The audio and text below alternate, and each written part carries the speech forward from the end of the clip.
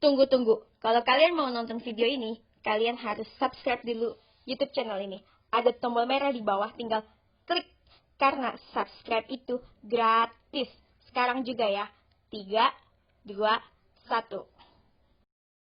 Oke, gengs. Karena di sini hujan dan angin serta petir ditambah banjir, jadi gue sangat mohon untuk mendengarkan video ini menggunakan headset atau iPods. Karena suaranya kebanting. Sorry banget nih, gengs. Oke? Halo, hai. Ini aku nggak usah pakai masker, nggak apa-apa ya. Kan kamu udah pakai masker lagi juga pengap-pengap kalau ngomong pakai masker gitu.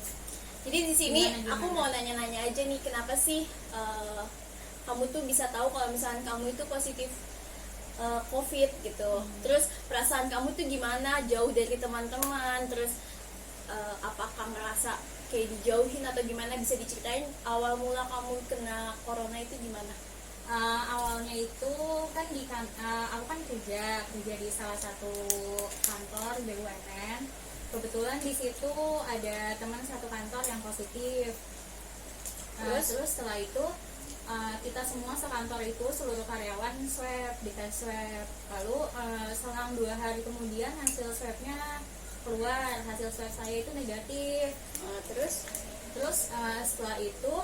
setelah hasil swab itu keluar, besokannya saya demam, panas tinggi, terus sempat batuk juga, batuk tenggorokannya gatel banget, terus kayak batuk kering gitu. Terus semalaman panas tinggi, nggak berobat dulu, minum obat biasa. Terus setelah itu besokannya baru ke klinik, karena besokannya tuh sempat harusnya masuk kerja, cuma akhirnya izin nggak masuk. Terus besokannya langsung ke klinik, kata dokternya cuma ISPA doang, infeksi saluran pernafasan atas. Terus abis itu udah tuh pulang ke rumah. Nah pas di rumah kan dikasih obat sama dokter, minum obatnya. Terus habis itu besokannya udah nggak demam, cuma batuknya masih. Terus tapi udah nggak demam, tapi batuk keringnya masih terus. Akhirnya besokannya dipaksa buat masuk kantor.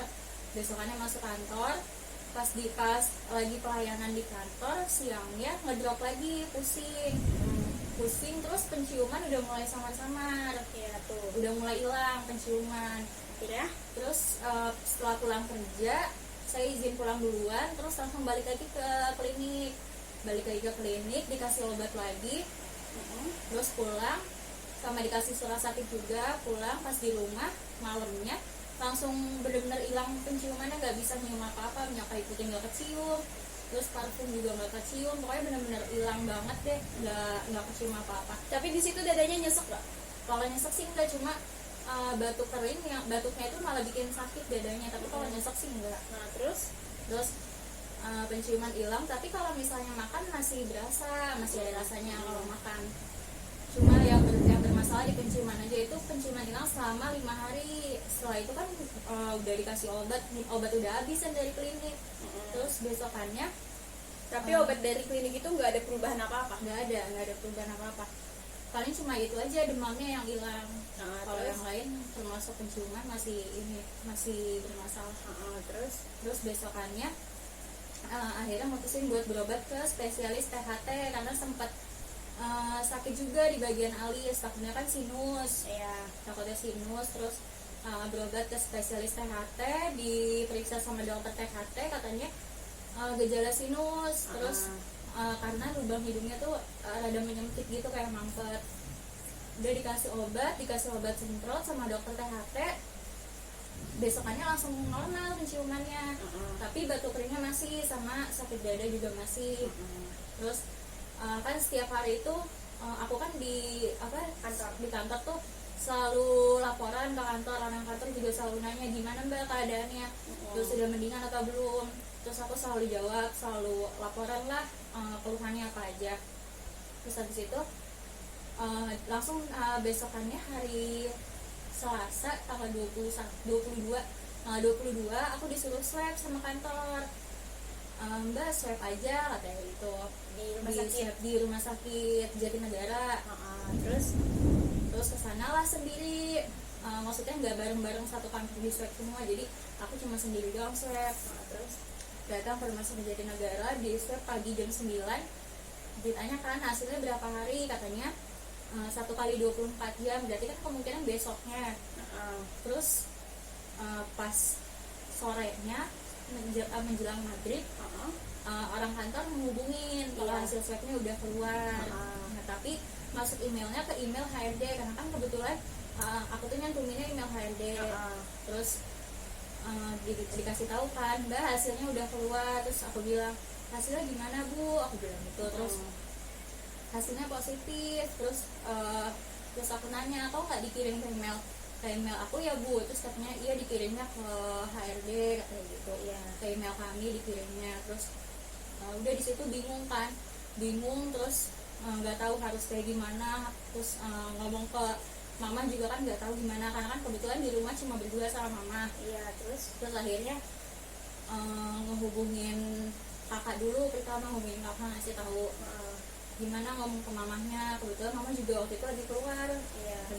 Terus di situ sempat nangis juga, karena kan bingung ya harus kayak gimana, shock juga. Terus Gak nyangka ngerasa selama ini kayak yang udah jaga jarak, sudah ngikutin protokol kesehatan, tapi mungkin emang imunnya lagi ngedrop, jadi datanglah pas banget lagi ngedrop, imunnya lagi nggak bagus. Terus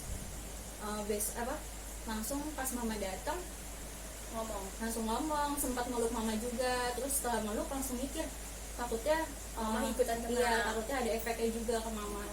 Terus mama juga bingung kan gimana. Terus akhirnya aku nanya sama orang kantor, gimana ya Bu baiknya. Terus katanya tunggu konfirmasi dulu. Ya udah nunggu lumayan lama. Setelah itu diarahin buat ke rumah sakit Awal Bros Barat. Katanya Mbak ke Awal Bros aja, katanya gitu.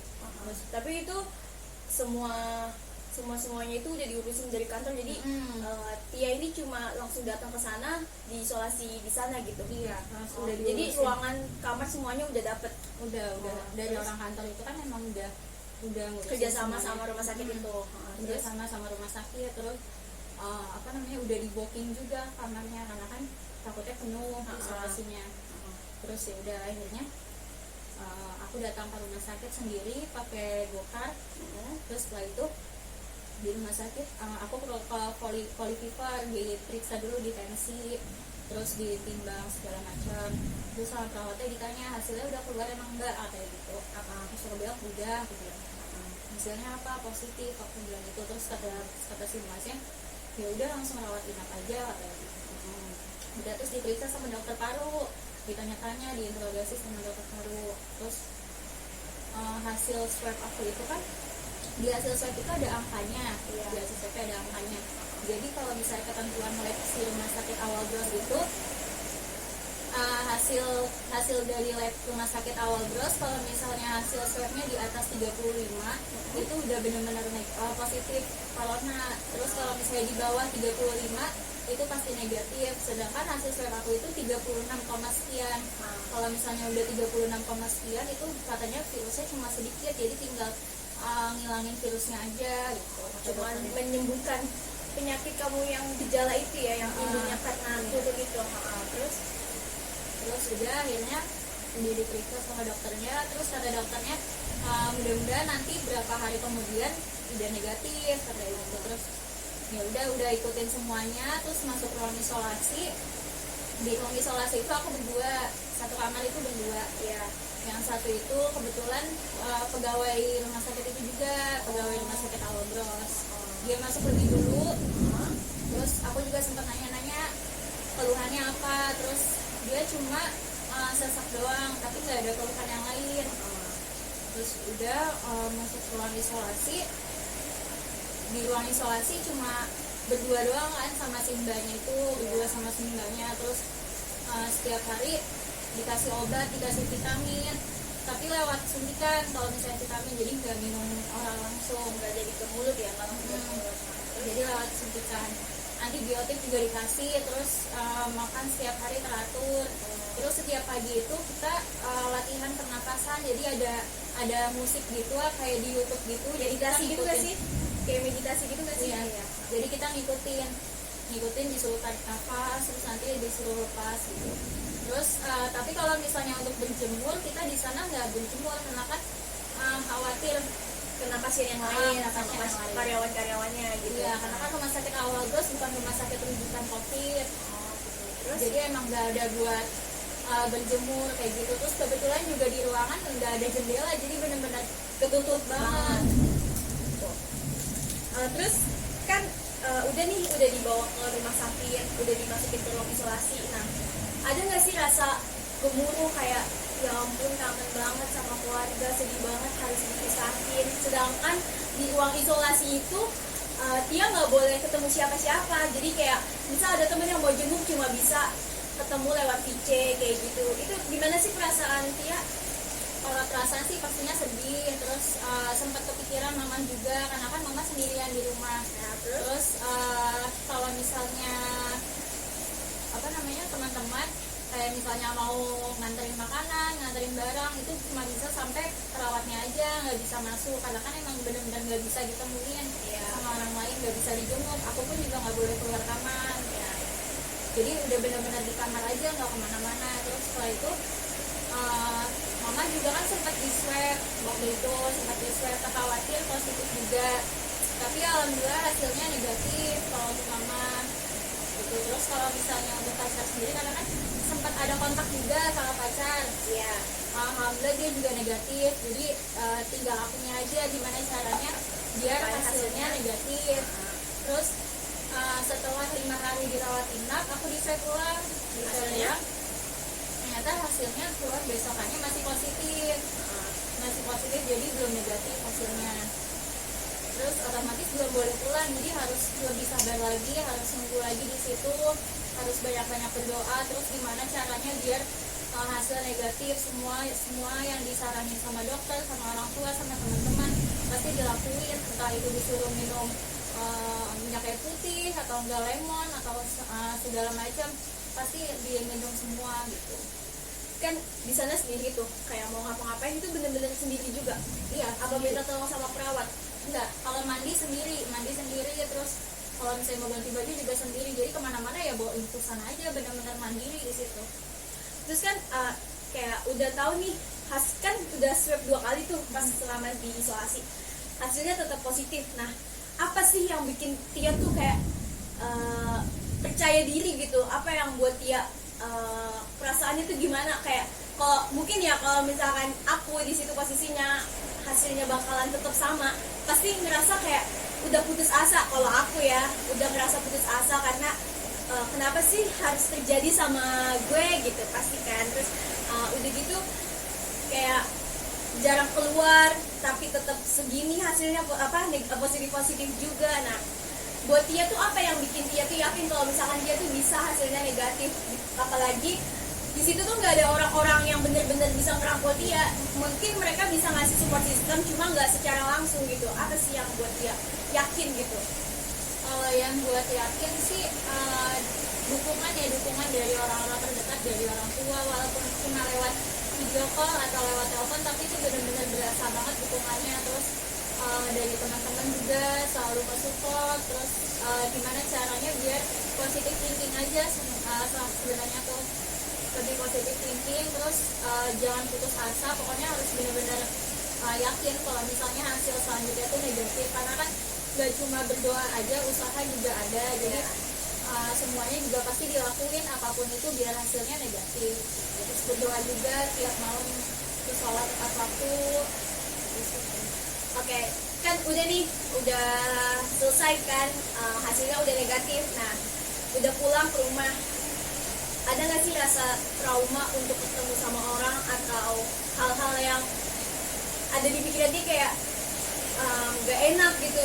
Pernah nggak sih mikir, kita kan udah tahu nih dinyatakan kita positif, terus kita sampai isolasi di rumah sakit, pasti kan pandangan orang-orang terdekat kayak tetangga atau teman kerja atau saudara pasti kayak mikirnya jangan deket-deket dulu, nanti kamu kena segala macam. Nah, itu tuh gimana cara kamu menyikapi mereka semua? Apa kamu juga bakal berpikir iya ya, apa gua tuh menyebar virus juga kalau misalkan gue balik kayak gitu? kalau misalnya soal lingkungan, kalau misalnya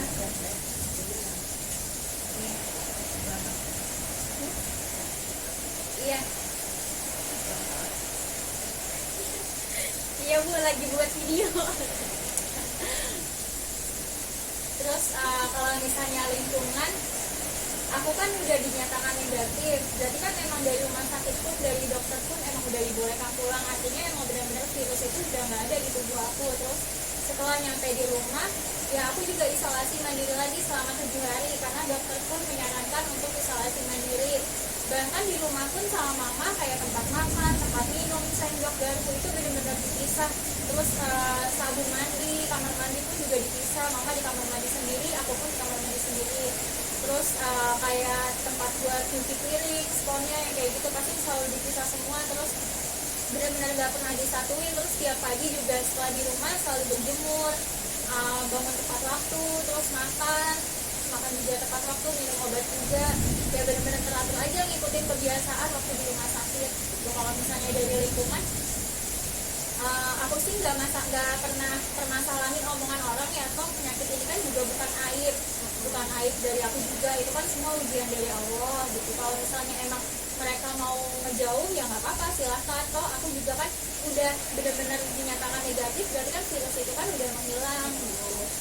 Terus kalau misalnya dari teman-teman kantor sih gak masalah, kalau misalnya teman-teman kantor mah gak pernah ada yang ngomongin. Jadi guys, itu udah cerita dari Tia, pasien COVID-19 yang sempat diisolasi di rumah sakit Awal Bros Bekasi. Dia sudah menceritakan dari awalnya dia kenapa dia bisa dinyatakan positif sampai dia bisa pulang. Kalian semua bisa mendengarkan tadi yang dia ceritakan ya guys. Jadi aku nih sekarang mau minta pernyataan, sebuah support buat teman-teman di luar sana yang masih suka melanggar aturan protokol kesehatan. Karena kan katanya ya, corona itu konspirasi lah, pengalihan isu segala macam. Nah, karena itu buat mereka yang nggak percaya sama namanya corona. Nah, menurut Tia, buat teman-teman gimana sih supaya mereka tuh percaya kalau misalkan corona itu ada gitu? Percaya kalau misalnya mereka udah dinyatakan positif kali ya, baru percaya. Karena aku pun setelah dinyatakan positif baru benar-benar percaya kalau misalnya virus itu ada, karena kan dialamin sama aku sendiri. Terus gejalanya juga benar-benar sama gitu kayak yang orang-orang bilang, penciuman hilang, lebih ini sih ke penciuman hilang. Terus sama sakit di dada juga sama kayak gitu. Terus buat teman-teman tetap jaga jarak, terus lakuin 3M, jaga jarak, mencuci tangan. 3M apa aja? Pakai masker, Memakai masker, mencuci tangan, menjaga jarak dimanapun mau. Terus kalau misalnya udah pulang dari luar, diusahakan mandi, ganti bajunya langsung ditaruh di cucian. Jangan pas udah nyampe di rumah, jangan tiduran dulu, jangan masuk ke dalam kamar, langsung ke kamar mandi. tuh guys dengerin, 3M ya.